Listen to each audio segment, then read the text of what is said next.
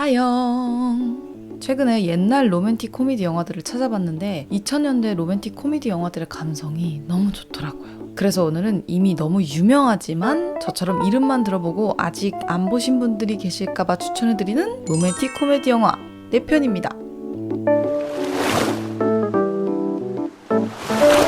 첫 번째 영화는 10일 안에 남자친구에게 차이는 법입니다. 잡지회사에서 칼럼을 쓰는 앤디는 정치나 환경 같은 중요한 문제에 대해 글을 쓰고 싶어 하지만 원하는 글을 쓰기 위해선 당장은 편집장이 원하는 글을 써서 사람들에게 인기를 얻어야만 하죠. 편집장이 원하는 글은 바로 뭐뭐 하는 법이란 제목의 비법 특강입니다.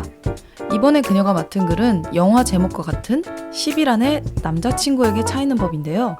최근 남자친구에게 차인 직장 동료에게 영감을 받은 일명 데이트 금기사항에 관한 글이었죠. 이제 앤디는 글을 쓰기 위해 적당한 남자를 찾는 일만 남았습니다. 한편 광고회사 직원인 벤, 회사의 최대 고객인 다이아몬드 회사의 광고를 따냈지만 정작 광고 진행은 같은 회사 여직원들에게 빼앗기게 생겼는데요. 벤이 남자이기 때문에 다이아몬드와 여자에 대해 잘 모를 것이다 라는 게 그 이유였죠. 광고를 빼앗길 수 없었던 벤은 나도 여자를 잘 안다며 자신감을 내비치고 결국 내기를 하게 됩니다. 그 내기는 바로 10일 안에 한 여자가 자신을 사랑하게 만드는 것.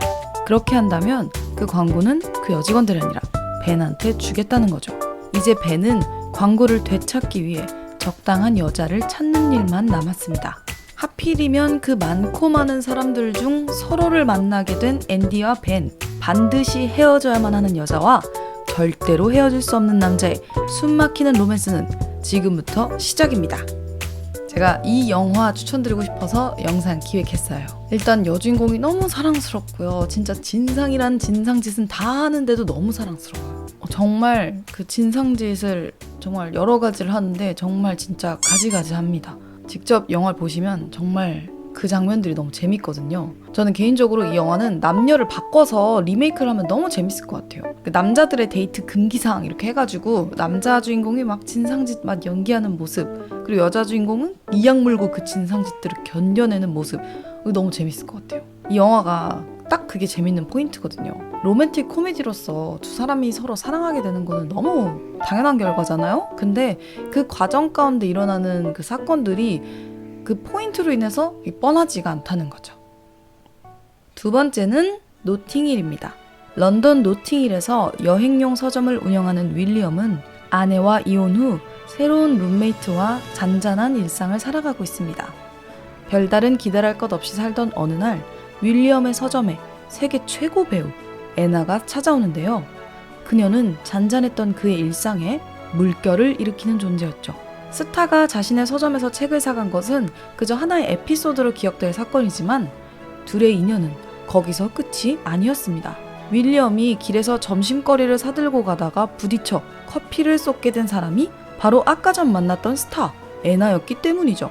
윌리엄은 커피를 쏟았다는 미안함에 호의를 베풀고자 애나를 자신의 집으로 초대합니다. 세계적인 스타가 자신의 집에 와 있다는 게 신기하고 좋았던 윌리엄은 그녀를 좀 더 머물게 하고 싶어서 붙잡기 위해 온갖 말을 해보지만 횡설수설할 뿐입니다. 그런데 그런 그에게 애나가 갑자기 키스를 하죠. 당황한 그에게 애나는 이 일은 비밀로 하자고 말하곤 떠나버립니다. 그날 이후 며칠 동안 애나 생각만 하며 보낸 윌리엄은 룸메이트를 통해 그녀가 자신에게 전화했었다는 사실을 뒤늦게 알게 되죠. 과연 윌리엄은 애나와 특별한 사랑을 시작할 수 있을까요? 고전이에요. 무려 1999년 작품. 저는 이 영화의 잔잔하면서 밝으면서 그 따뜻한 분위기가 너무 좋았어요. 그 연예인과 일반인이 만나면 뭐 이런 일들이 있겠구나 하면서 상상해보면서 보는 게 재밌었고요. 그리고 연예인과 일반인의 운명적 만남에 대해서만 이야기하는 게 아니라 그 주인공 가족과 친구와의 이야기도 다루는 점이 전 너무 좋았던 것 같아요. 아마 그런 이야기들 덕분에 이 영화가 좀 더 따뜻하게 느껴지지 않았나 하는 생각이 들어요. 진짜 괜히 유명한 게 아니구나 싶어요. 너무 좋아요. 그 시대 그 낭만, 너무 낭만적인 그런 영화예요. 너무 좋아. 세 번째 영화는 What Women Want입니다. 닉은 평범치 않은 유년 시절을 보내 비뚤어진 여성상으로 여자를 대하는 이른바 남자 중에 남자라고 불리는 사람입니다. 여자의 마음을 모르는 정도가 아니라 여자의 마음이라는 걸 아예 생각조차 못하는 사람이죠. 닉은 광고회사에서 일하고 있습니다. 회사에서 진급을 앞두고 들떠있는 닉의 앞에 새로운 직장 상사 달씨가 나타납니다. 달씨는 국제 광고상에서 수상도 할 만큼 능력 있는 사람입니다. 하지만 닉은 능력 있는 여자를 상사로 인정할 수 없었죠. 닉의 불만이 가득한 상황에서 달씨는 여자의 심리를 이해하고 아이디어를 내보라며 각종 여성용품들을 닉에게 안겨줍니다. 울며 겨자 먹기로 그 물건들을 시착해보고 사용해보던 닉은 헤어드라이기와 함께 물에 빠져 감전이 되고 맙니다. 다음날 정신을 차린 닉은 끔찍한 능력을 갖게 되는데요. 여자들의 생각이 전부 들리기 시작한 거죠.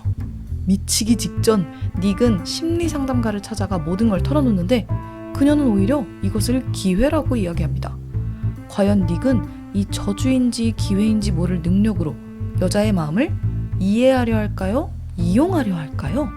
일단 여러분, 이 영화가 무려 21년 전에 개봉했었다는 사실을 인지하고 봐주셨으면 좋겠습니다. 특히나 주인공 닉이 남성 우월주의자이기 때문에 불편한 부분들이 있을 수도 있습니다. 하지만 이 영화는 올해 새내기들보다도 나이가 많다는 점. 근데 저는 오히려 이 영화를 보면서 그 여성상에 대한 인식이 얼마나 변화했는지를 알 수 있어서 굉장히 흥미로웠습니다. 저는 이 영화가 유쾌해서 좋아요. 유쾌함이 영화 내내 떠나지가 않아요. 특히 그 마음속의 생각이 들릴 때가 너무 재밌는 것 같아요. 약간 다른 사람의 머릿속을 들여다본다는 게 한 번쯤 해볼 만한 상상이잖아요? 근데 그걸 간접 경험하는 느낌이라 정말 재밌었어요. 닉이 처음으로 여자들의 속마음을 듣고 막 이렇게 소스라쳐하고 막 이렇게 막 의기소침해하고 막 이런 모습들이 있는데 그게 너무 재밌더라고요. 그리고 하나 더 좋았던 부분은 그 여자의 마음을 들을 수 있다는 그 점을 그 연인 관계에서만 활용한 게 아니라 딸과 아빠의 관계에서도 사용했다는 점이 이야기를 좀 더 풍부하고 또 따뜻하게 만들어서 좋았던 것 같아요. 네 번째 영화는 세렌디피티입니다. 크리스마스 이브 뉴욕의 한 백화점에서 하나 남은 장갑을 동시에 잡은 남녀 세라와 조나단. 짧은 데이트를 하며 둘은 서로에게 강하게 끌리지만 둘 다 연인이 있는 터라 아쉽게도 그냥 헤어져야만 하는 상황이었죠. 하지만 이대로 헤어질 수 없었던 두 사람은 서로에게 연락처를 남기는데요. 이 방식이 굉장히 독특합니다. 조나단의 연락처는 $5짜리 지폐, 세라의 연락처는 세라가 읽던 책에 적는 거였죠.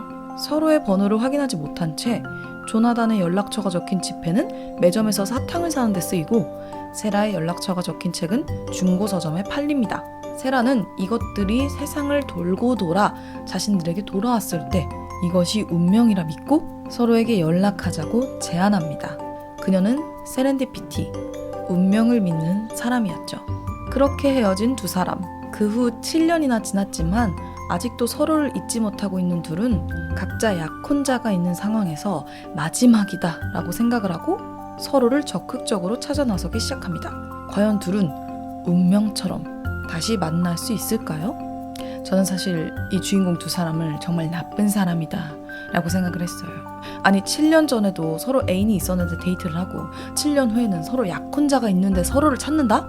이거는 진짜 나쁘다. 주인공이라서 아름답게 이야기가 그려진 거지 이거야말로 내로남불 아닙니까? 아니면 서로의 약혼자를 진짜 못된 사람으로 표현을 해주던가. 추천을 한다고 해놓고 험담을 하고 있네요? 제가 이렇게 험담을 하면서도 이 영화를 추천하는 이유는 재밌어요. 이야기가 지루하지 않게 전개가 되고 그 영화의 전체적인 느낌이 차분하고 감성적이면서도 뭔가 경쾌하고 유쾌함을 잃지 않거든요? 그 균형을 잘 지킨 것 같아요. 그리고 주인공들 말고도 꽤나 다양한 캐릭터들을 볼 수 있는데 그 캐릭터들을 보는 것도 정말 재밌고 그 캐릭터들이 너무 이야기가 지루하게 가지 않게 이렇게 잘 치고 빠지는데 그것도 되게 좋았던 점인 것 같아요. 개인적인 감상으로는 두 사람의 노력이 없었다면 운명적인 기회도 오지 않았을 것이다 라고 저는 생각합니다. 결국 사랑은 노력해서 쟁취하는 것 같아요.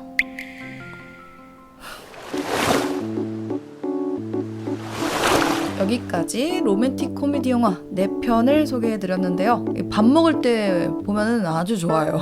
밥 밥 먹을 때 보면 너무 좋고, 보다가 달달함이 너무 과해졌다 싶을 때 이제 스릴러랑 이제 번갈아 가면서 보면은 아주 이게 균형이 잘 맞거든요.